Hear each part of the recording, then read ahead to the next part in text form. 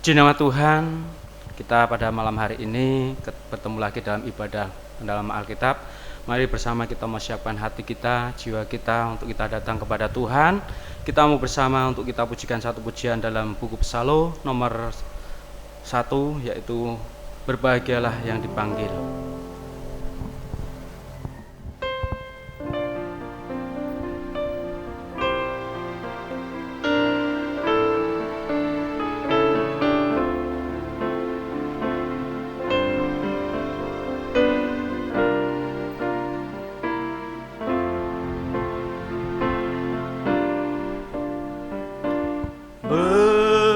Berbahagialah yang dipanggil pada pesta kawin anak domba.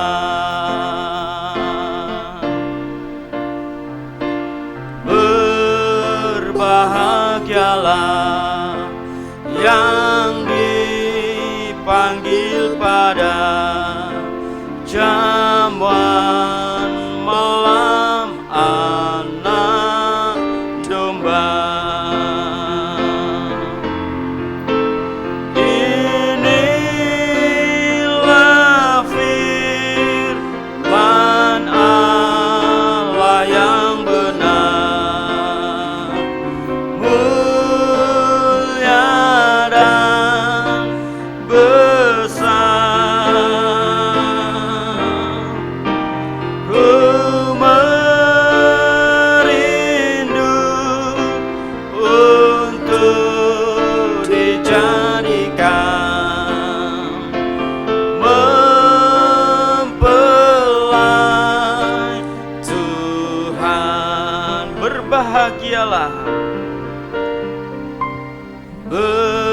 Berbahagialah yang dipanggil pada pesta kawin anak domba.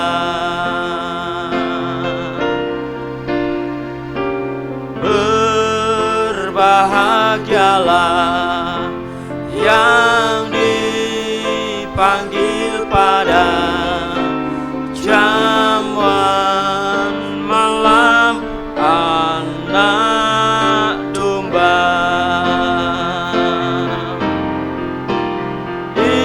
Inilah firman Allah yang benar, mulia dan besar. Terimalah kuasa penyuciannya, kau kan bahagia. Berbahagialah, berbahagialah yang dipanggil pada pesta kawin anak domba.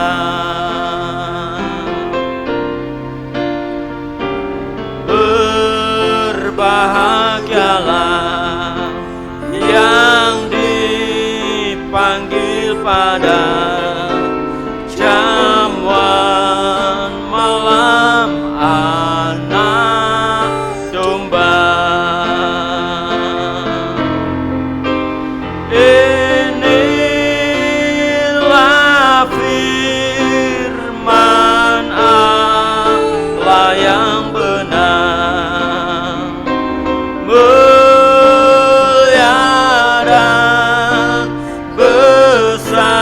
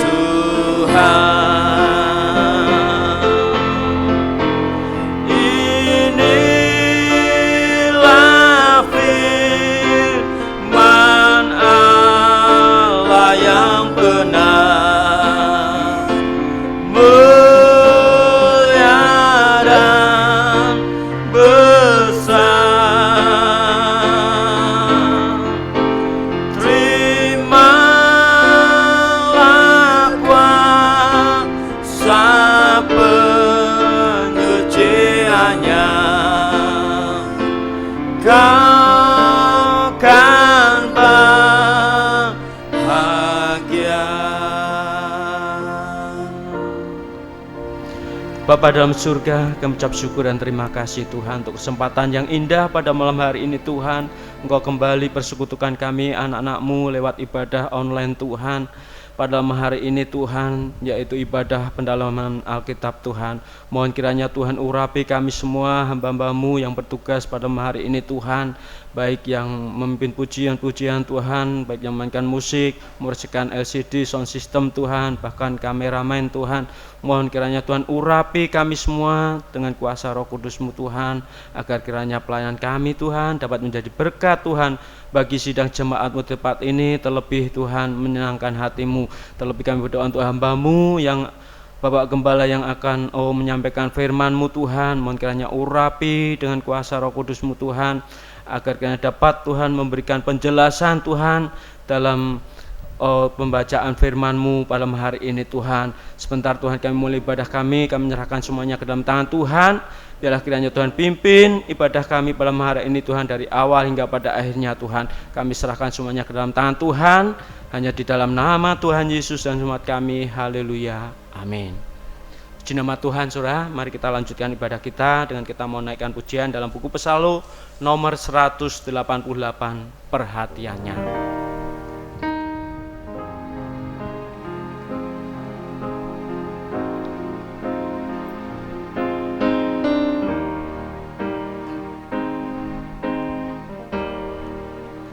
Ku dengar firman-Nya kepadaku, hendaklah engkau suci seperti aku pun, sucilah, berikanlah dirimu masuk yang sempit, yang menuju kesempurnaan.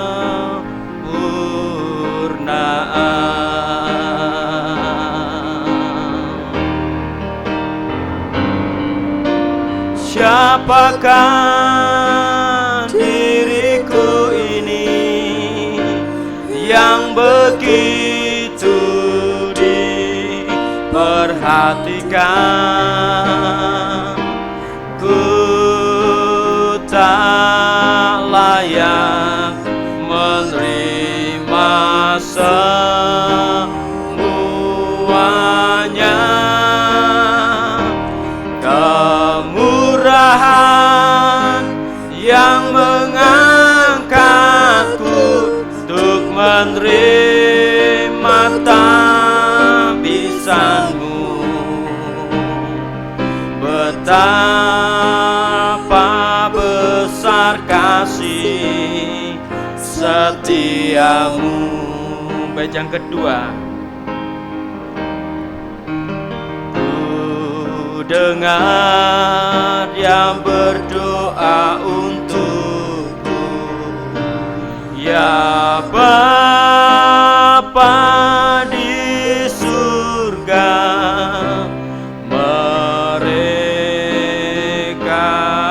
semua milik-Mu.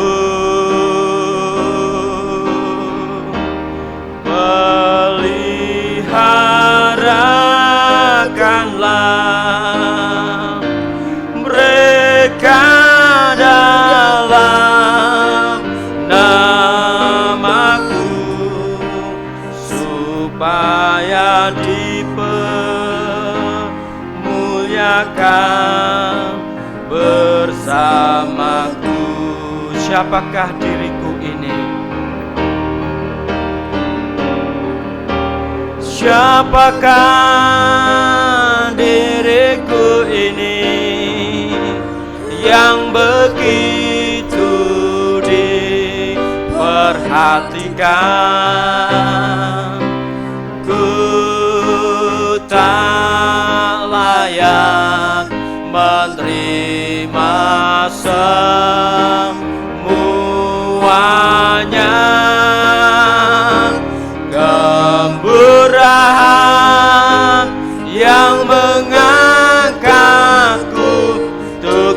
menerima tabisanmu. Betapa besar kasih setiamu. Puji-Nya Tuhan, saudara, mari kita mau siapkan hati kita, jiwa kita, untuk sebentar kita mau mendengarkan firman Tuhan. Biarlah kita menyerahkan diri kita kepada Tuhan, agar kita boleh diisi melalui firman-Nya, saudara. Mari kita bagi bersama, saudara, kita mau pujian bait yang ketiga. Sementara itu pelayanan selanjutnya kami serahkan kepada hamba-Nya Bapak Gembala.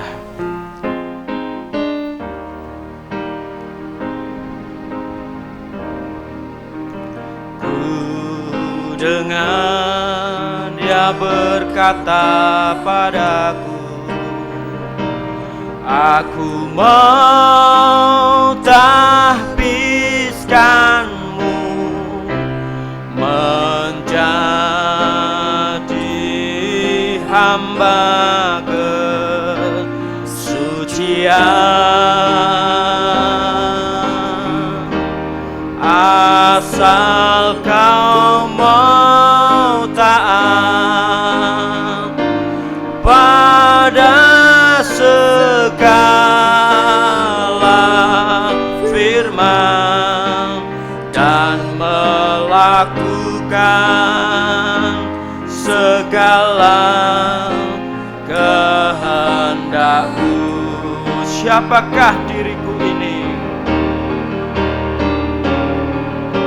Siapakah diriku ini yang begitu diperhatikan?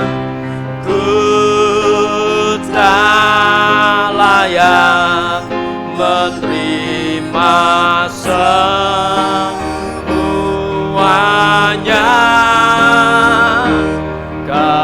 Kemurahan yang mengangkatku untuk menerima tabisanmu.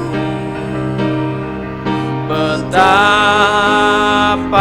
besar kasih setiamu. Sekali lagi, siapakah diriku ini? Siapakah diriku ini yang begitu diperhatikan? Ku tak layak menerima semuanya.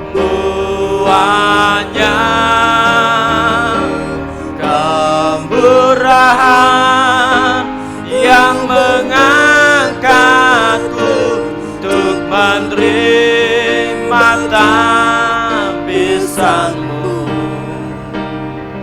Betapa besar kasih setiamu.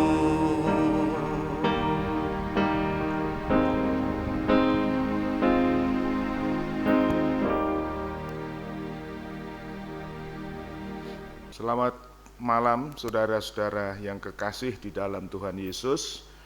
Sidang Jumat yang kekasih, baik yang di Semarang, di desa, dan saudara-saudara dimanapun bisa mengikuti ibadah online pada malam hari ini. Kiranya anugerah dan sejahtera Allah turun atas saudara-saudara sekalian, dimanapun saudara berada. Sebelum kita lanjutkan dengan mata pelajaran petang hari ini, kita akan mohon kemurahan Tuhan, kita berdoa bersama-sama. Ya Tuhan, Allah Bapa kami, Bapa yang rahmani dan rahimi di dalam Tuhan Yesus Kristus, kami memuliakan Tuhan karena kami mengenal Engkau, Allah yang maha besar, yang telah memanggil kami keluar dari dalam gelap, masuk dalam terang-Mu yang ajaib. Bapa, terima kasih untuk petang hari ini. masih ada kesempatan buat kami membaca, merenungkan firman-Mu. Dan petang hari ini kami akan mulai dengan topik yang baru untuk memperkaya rohani daripada jemaat-Mu, membawa mereka lebih mengenal Tuhan. Sebab itu urapilah hamba-Mu petang malam hari ini untuk menyampaikan firman Tuhan, juga urapi seluruh jemaat-Mu untuk mereka dapat mengerti firman Tuhan. Segala puji bagi nama Tuhan. Mohon Roh Kudus menolong kami dalam nama Yesus. Amin. Puji Tuhan, saudara-saudara yang kekasih, pelajaran dari kitab Yudas atau Yehuda sudah kami akhiri pada Rebu yang lalu. Walaupun sebetulnya masih banyak hal yang belum terungkap, tetapi karena keterbatasan kami dan waktu juga, maka kami mengakhiri, tetapi kiranya tidak mengurangi saudara-saudara untuk membaca kitab Yudas itu, karena seperti yang lalu pernah saya sampaikan bahwa kitab Yudas itu memang hanya satu pasal, tetapi isinya padat, saudara. Ya, hampir seluruh rangkaian atau rangka daripada Alkitab ada disinggung di dalam surat Yudas. Tinggal kita mau meneliti dan kita akan menyelami di dalamnya. Nah, malam hari ini, mulai malam ini saudara, kita akan membaca topik yang lain. Dan kali ini saya mengajak saudara untuk kita mempelajari dan untuk menganalisa surat Rasul Paulus kepada jemaat Tuhan di Tesalonika. Surat Tesalonika ini salah satu surat yang indah, ya. Sebelum kita mempelajari secara detail, kita akan melihat dari jarak jauh atau dari luar untuk melihat kisi-kisi dan kerangka-kerangka daripada kitab Tesalonika. Itu salah satu cara saya untuk dapat mengenal firman Tuhan. Kita pelajari dulu garis besar atau kerangka daripada surat itu. Setelah itu kita akan mempelajari secara rinci atau secara detail. Seringkali saya menggunakan konotasi atau analogi. Kalau kita masuk ke sebuah kota, maka kita perlu mengenal peta kota itu. Kita mengenal jalan-jalan yang besar, kemudian kita baru mengenal jalan-jalan kecil dan gang-gangnya. Nah, kalau kita sudah mengenal itu, maka kita mungkin lebih mudah, saudara, untuk mengenalnya. Oh, puji Tuhan. Mari sebelum itu kita akan membaca dulu surat 1 Tesalonika ini pasal 1 ayat 1 ya saudara ya.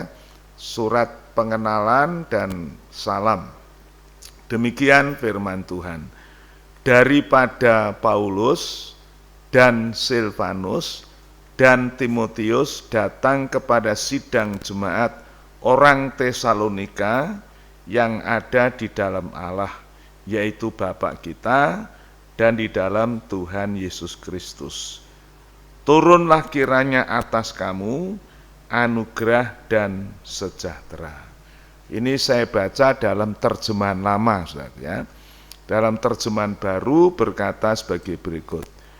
Daripada Paulus dan Silvanus dan Timotius datang kepada sidang-sidang jemaat orang Tesalonika yang di dalam Allah, yaitu Bapa kita dan di dalam Tuhan Yesus Kristus. Turunlah kiranya atas kamu anugerah dan sejahtera. Puji Tuhan, saudara. Ya, ini surat Tesalonika. Nah, saudara, apa yang menjadi latar belakang surat Tesalonika itu? Maka Kalau kita mau mengenalnya, kita harus membaca di dalam Kisah Para Rasul pasal 17 ya, ayat 1 dan seterusnya. Di sanalah ada riwayat atau sejarah terbentuknya jemaat Tesalonika. Tetapi yang perlu kita perhatikan garis bawahi yaitu mengenai kota Tesalonika itu. Kota Tesalonika itu merupakan kota pelabuhan di Makedonia atau bagian daripada benua Eropa. Di situ ada pelabuhan cukup besar dan ramai, yaitu kota Tesalonika itu. Nah, letaknya kota Tesalonika itu berdekatan dengan kota Filipi yang kurang lebih 150 km dari Filipi.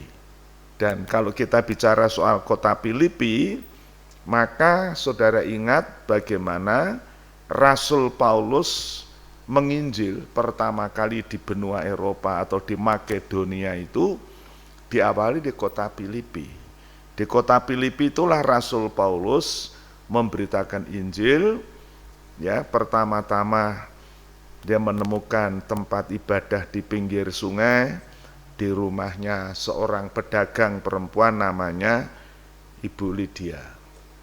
Dia pedagang kain ungu dari Tiatira. Tapi setelah itu Paulus memberitakan Injil ke kota Filipi dan diikuti oleh seorang perempuan yang mempunyai roh tenung atau dalam bahasa Jawa roh perewangan, dan dia itu mendatangkan penghasilan banyak kepada tuan-tuan atau majikan yang memeliharanya. Tetapi Paulus merasa terganggu dengan keikutsertaan perempuan ini, walaupun seolah-olah mendukung pelayanan Paulus. Tetapi Paulus tidak mau bersekutu dengan roh jahat, maka roh itu diusir, kemudian mendatangkan kemarahan kepada pemilik atau majikan-majikan yang merasa dirugikan. Akhirnya Paulus dimasukkan penjara. Tetapi seperti kesaksian Paulus di dalam surat Timotius, dia bisa masuk penjara, tetapi Injil itu tidak bisa dipenjara. Dia bisa dibelenggu, tetapi Injil firman Allah tidak bisa terbelenggu. Sehingga di dalam penjara itu justru Rasul Paulus bisa memenangkan kepala penjara itu untuk percaya kepada Tuhan. Nah, itu ceritanya di dalam Kisah Rasul 16. Setelah dilepaskan dari penjara Filipi, maka Paulus menginjil, maka sampailah di kota Tesalonika ini, ya, karena memang tidak jauh dari kota Filipi. Nah, di Tesalonika ini Paulus memberitakan Injil dan banyak orang yang percaya. Tetapi kota Tesalonika ini merupakan kota perantauan, merupakan kota yang di dalam pengaruh penjajahan Kaisar Romawi, dan di sana banyak orang-orang Yahudi yang tinggal, atau bahkan boleh dikatakan mayoritas penduduk di Tesalonika orang-orang Yahudi perantauan. Nah, orang-orang Yahudi ini kan orang-orang yang terkenal fanatik dengan hukum Taurat, dengan agama Taurat atau agama Yahudi, sehingga pada waktu Rasul Paulus menginjil di kota Tesalonika, banyak orang percaya, banyak orang penting juga ya yang mendengarkan firman Tuhan. Maka orang-orang Yahudi ini merasa terganggu dan mereka iri hati, kemudian mengganggu bahkan menganiaya Paulus, saudara. Dan itu diceritakan atau ditulis di dalam Kisah Para Rasul pasal 17. Sehingga Paulus tidak bisa lama di kota Tesalonika itu, tetapi ada tersurat di dalam Kisah Rasul pasal 17 bahwa Paulus berkesempatan 3 kali hari Sabat. Jadi 3 kali hari ibadah Sabat itu, ya katakanlah 3 minggu, ya 2 sampai 3 minggu begitu. Dia sempat menginjili orang-orang Tesalonika, Dan yang indah di sini, saudaraku, orang-orang Tesalonika yang hanya beberapa kali mendengar khotbahnya Paulus, mereka bisa percaya. Dan mereka percaya itu menerima firman Tuhan dengan segenap hati, dan kemudian mereka mengalami aniaya. Bukan cuma Rasul Paulus yang dianiaya, mereka juga yang percaya itu dianiaya. Tetapi Alkitab menulis bahwa orang Tesalonika yang percaya secara minim itu, artinya pengetahuan mereka tentang kekristenan itu begitu minim, tetapi mereka mempunyai keyakinan yang teguh. Nah, inilah saudara, orang-orang Kristen di kota Tesalonika. Oh, puji Tuhan ya. Jadi ini sekedar kondisi pandangan utama atau pandangan pertama kota Tesalonika. Nah, saudara, sungguh untuk sekarang memang tidak mudah menginjili tempat-tempat yang sudah didiami oleh orang-orang yang fanatik dengan agama lama itu, agama Yahudi. Puji Tuhan. Sekarang kita akan mengenai jemaat Tesalonika itu sendiri.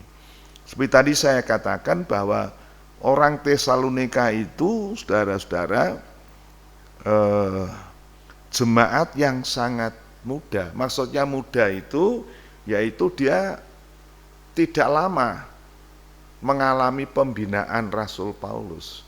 Kalau jemaat-jemaat yang lain itu misalnya Efesus, Filipi dan sebagainya.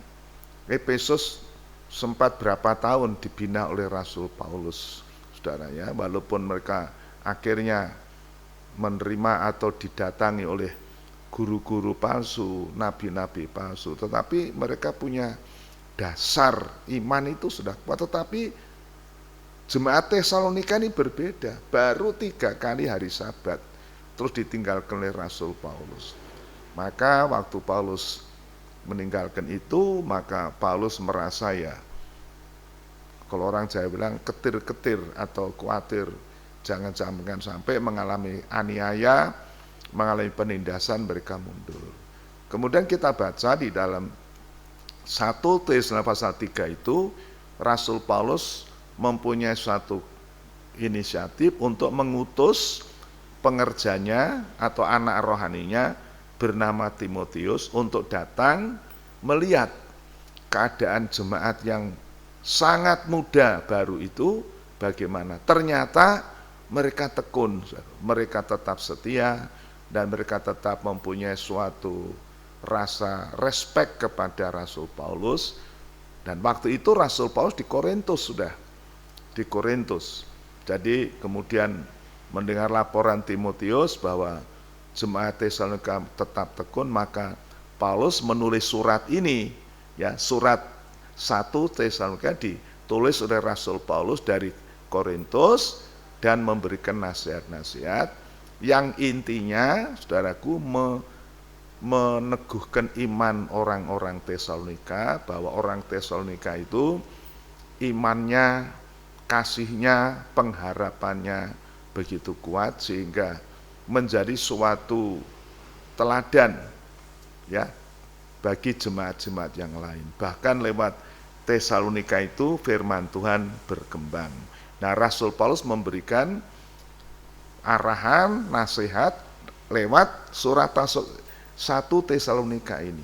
Ya, puji Tuhan. Dan isi daripada surat itu, saudara-saudaraku, Paulus menyebutkan bahwa iman orang Tesalonika itu bertumbuh dan berkembang ya dalam masa penindasan. Ini yang ciri khas yang kita akan pelajari. Mengapa? Bagaimana orang Tesalonika yang hanya mendengar firman dalam waktu dekat itu imannya bisa bertumbuh dan berkembang. Ternyata mereka menerima firman Tuhan dengan sukacita, saudaraku, dan mereka dengan tekun. Berkembang, bertumbuh, di dalam penindasan. Ini berbeda dengan jemaat Efesus. Walaupun jemaat Efesus bisa berkembang begitu, tapi karena menapa pembinaan siang malam Paulus mengajar mereka selama kurang lebih 3 tahun.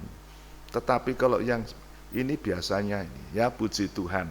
Nah, kita mengingat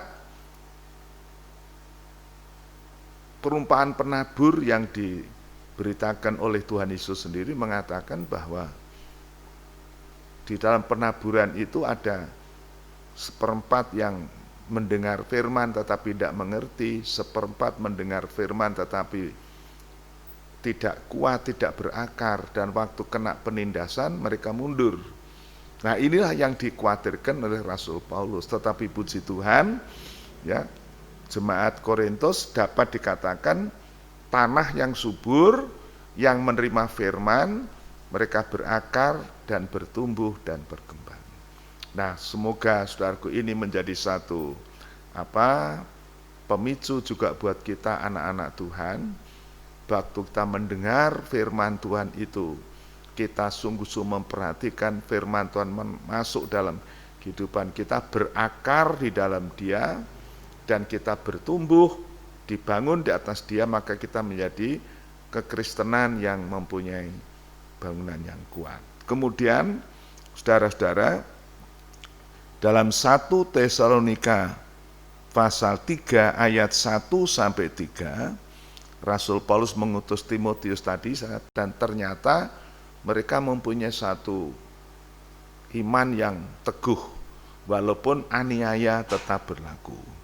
Kemudian setelah mendengar laporan Timotius itu, maka Rasul Paulus menulis surat itu tadi yang saya sudah sebutkan. Nah, sekarang kita akan melihat, saudaraku, inti sari atau garis besar dari surat Tesalonika ini. Tadi di depan saya gambarkan, kalau kita ingin mengenal suatu daerah baru atau kota yang baru, kita perlu tahu jalan-jalan besarnya. Ya, jalan besarnya ini, kemudian di situ ada jalan kecil. Nah, jalan kecil itu nanti ada gangnya, dan kita kok mencari seseorang dengan alamat jalan ini, gang sekian, nah kita dapat ketemu. Tetapi sebelumnya kan kita harus menemukan jalan besarnya dulu. Nah, begitu juga kerangka daripada garis besar surat Tesalonika ini. Apa garis besar surat Tesalonika ini?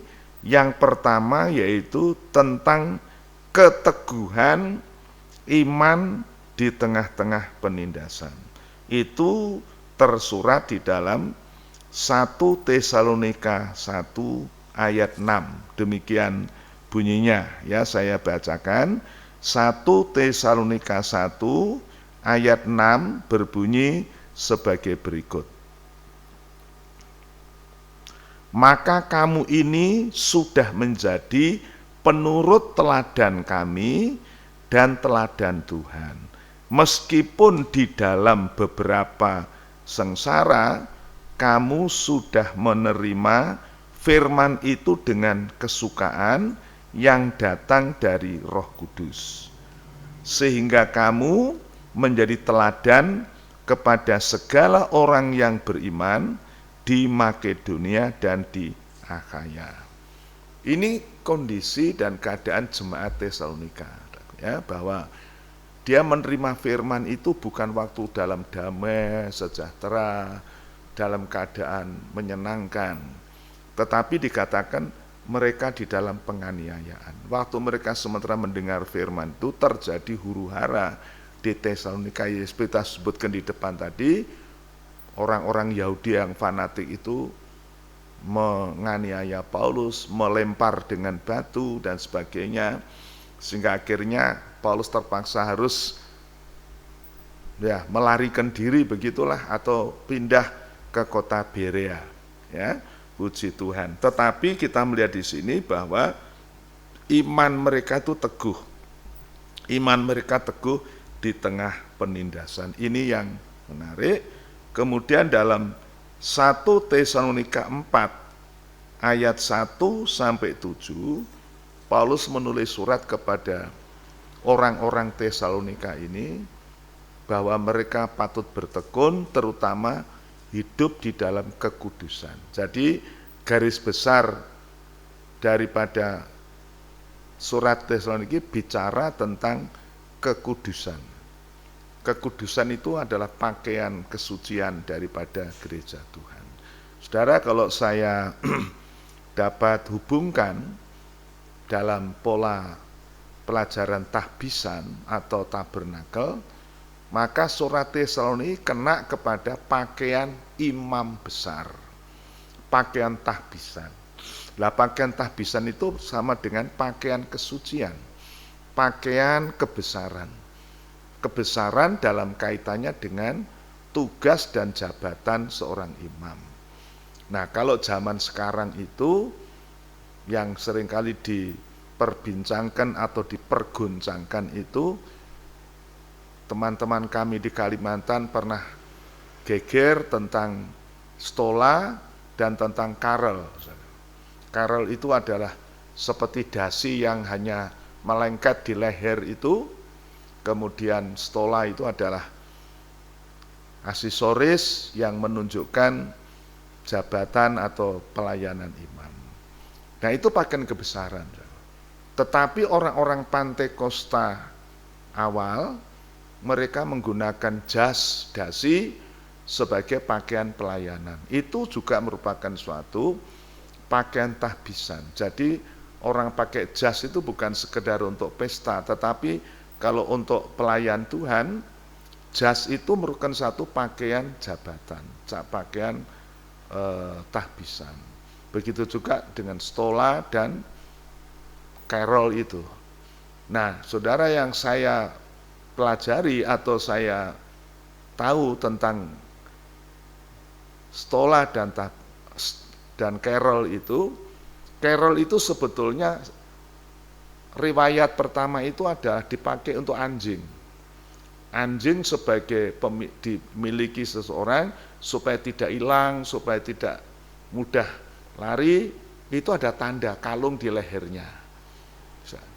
Jadi sebetulnya carol itu ada tanda kemilikan, tetapi sekaligus merupakan suatu alat untuk mengendalikan supaya seekor anjing itu dapat tetap setia, tidak melarikan diri sana sini. Nah, sebetulnya itu bukan pakaian kebesaran, tetapi pakaian hamba, pakaian perbudaan sebetulnya.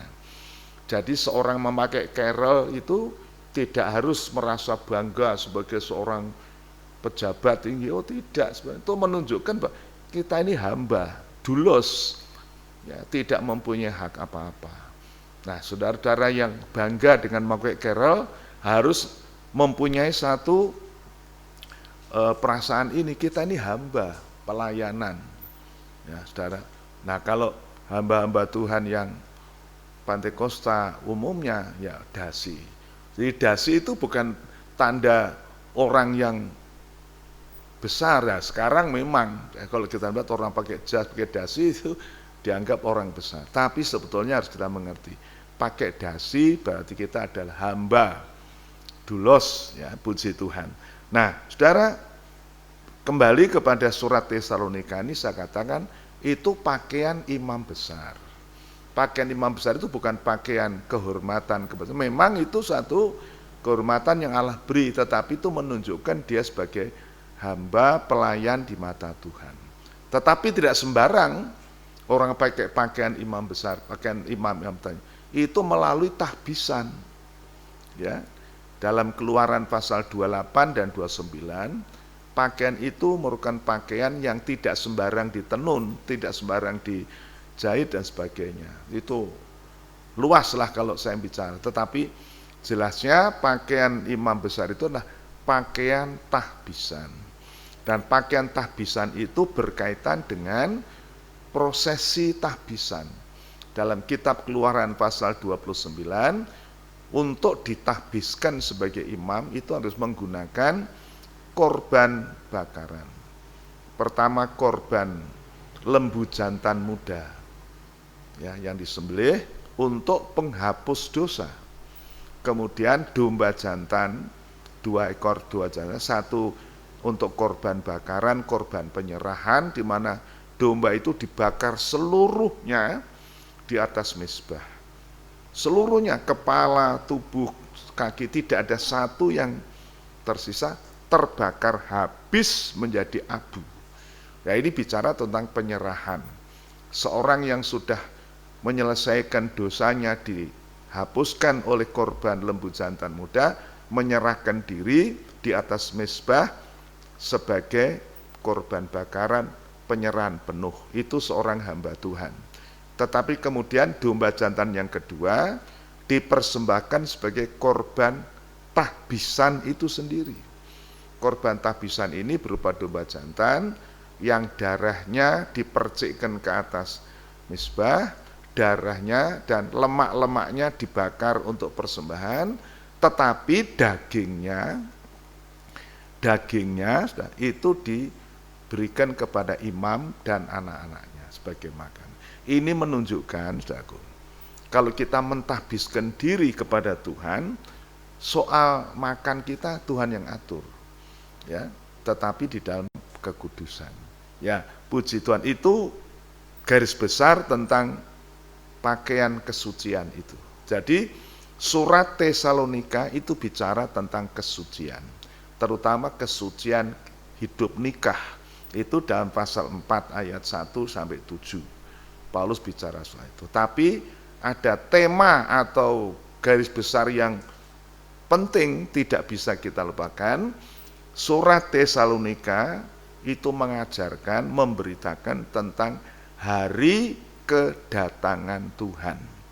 Itu dalam pasal 4, saudaraku, ayat 13 sampai ayat 18. Pertama, Rasul Paulus ingin memberitahukan kepada orang-orang Tesalonika, yaitu status orang-orang yang sudah meninggal itu bagaimana. Rupanya orang-orang Tesalonika ada yang merasa khawatir atau takut dengan orang-orang yang sudah meninggal, mereka masuk neraka atau tidak dan sebagainya. Tapi Paulus menekankan di dalam 1 Tesalonika 4 ayat 13 dan 14 itu dikatakan, kalau kita percaya kepada Yesus Kristus bahwa dia sudah mati dan bangkit, maka Paulus katakan kita juga akan dibangkitkan di bawah Allah besertanya. Dengan demikian maka orang Tesalonika tidak perlu duka cita, tidak perlu bimbang seperti orang-orang yang tidak punya pengharapan. Itu Paulus katakan. Tetapi orang-orang yang mati itu nanti akan dibangkitkan pada waktu Yesus datang kembali.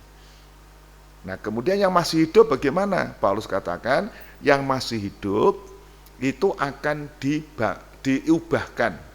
diubahkan dari tubuh yang fana, tubuh yang rapuh ini akan diubah menjadi tubuh kemuliaan. Itu garis besar 1 Tesalonika pasal 4 ayat 13 sampai 18. Dan itu terjadi kapan? Waktu Tuhan Yesus datang kembali. Paulus berkata, nanti Tuhan sendiri akan turun dari surga. Waktu sangkakala ditiup, yaitu malaikat memberi tanda tentang kedatangan Tuhan, orang-orang yang mati dan akan dibangkitkan, orang-orang yang masih hidup diubahkan dan diangkat naik ke udara, bertemu Tuhan di angkasa bersama-sama. Dan Paulus katakan inilah penghiburan. Hiburkan seorang dengan kata-kata ini, sehingga orang-orang Tesalonika yang imannya masih sangat muda itu, ya, yang hanya beberapa kali mendengar khotbah itu belum begitu dalam tentang kekristenan, tetapi Paulus mengatakan ini penghiburan untuk kalian orang-orang Tesalonika. Kalau kamu percaya sungguh-sungguh kepada Yesus Kristus, yang mati dibangkitkan, yang masih hidup akan diubahkan nanti waktu kedatangan Tuhan, sehingga orang-orang Tesalonika merasa tidak berduka cita. Nah, 1 Tesalonika pasal 5 ayat 1 dan seterusnya sampai akhir, Paulus bicara tentang bagaimana kita mempersiapkan diri untuk menantikan kedatangan Tuhan, yaitu kita hidup sebagai orang-orang yang sudah diubahkan. Dulu kita orang kegelapan, tetapi sekarang orang terang. Sebab itu kita jangan hidup dalam kegelapan seperti orang-orang kafir, dalam kemabukan, di dalam percabulan dan sebagainya. Kita harus bisa menjadi anak terang, supaya waktu Yesus datang, kita siap sedia. Nah, saudara-saudara, itu adalah garis besar ya dari surat Tesalonika. Ya, jadi kita perlu membaca surat ini atau kita perlu mempelajari, terutama kalau kita melihat situasi keadaan masa saat ini, saudaraku. Saya sangat merasa bahwa keadaan zaman ini sudah begitu dekat dengan kedatangan Tuhan. Tanda-tanda sudah begitu rupa, terutama munculnya kejahatan yang bertambah-tambah, peraturan-peraturan yang begitu rupa, terutama yang berkaitan dengan dunia internasional, saudaraku, ya. Kemunculan daripada roh-roh antikris sudah mulai makin nyata, tidak rahasia lagi. Mereka semakin berani menampakkan kedurhakaannya. Ya, puji Tuhan, yang lalu sudah saya singgung bahwa mereka mulai berani melawan firman Tuhan atau hukum Tuhan, dan itu semua menunjukkan, saudaraku, tentang hari-hari kedatangan Tuhan. Sebab itu saya berdoa semoga pelajaran ini akan membawa kita untuk lebih sungguh-sungguh, dan saudara-saudara, firman Tuhan katakan kedatangan Tuhan itu akan menyingkirkan gereja Tuhan atau Roh Kudus akan setelah itu nanti akan datang antikris, masa kesukaran yang sungguh-sungguh tidak tergambarkan. Ya, itu firman Allah katakan. Tetapi saudara, mudah-mudahan dengan pelajaran ini menambah kita untuk lebih tekun untuk membaca firman Tuhan. Itu harapan saya. Dan malam hari ini mungkin saya tidak terlalu panjang sebagai pendahuluan daripada studi kita untuk hari-hari yang berikut. Kita akan membahas surat Tesalonika, tetapi malam ini saya rasa pandangan utama atau garis besar surat Tesalonika sudah saya sampaikan. Saya harap saudara-saudara bisa mempersiapkan diri untuk hari-hari berikut bukan mengikuti dengan tekun. Mari kita akan tunduk kepala, kita akan berdoa, dan sekali lagi kita akan nyanyikan satu pujian, O Yerusalem, kota mulia. Karena saudara, inilah kerinduan anak-anak Tuhan, kerinduan orang-orang percaya, yaitu tidak lama lagi Tuhanku datangnya. Kita akan nyanyikan kornya, tak lama lagi Tuhanku datanglah. Haleluya.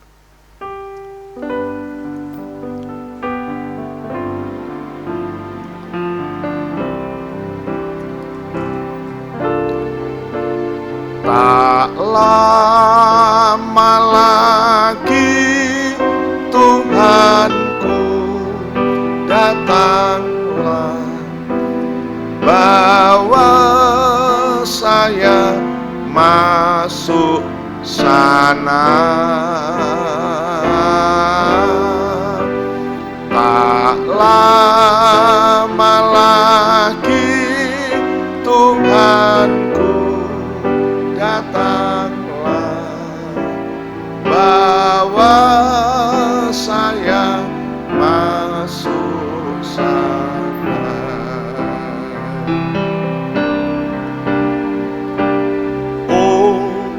Yerusalem, kota mulia, hatiku rindu ke sana.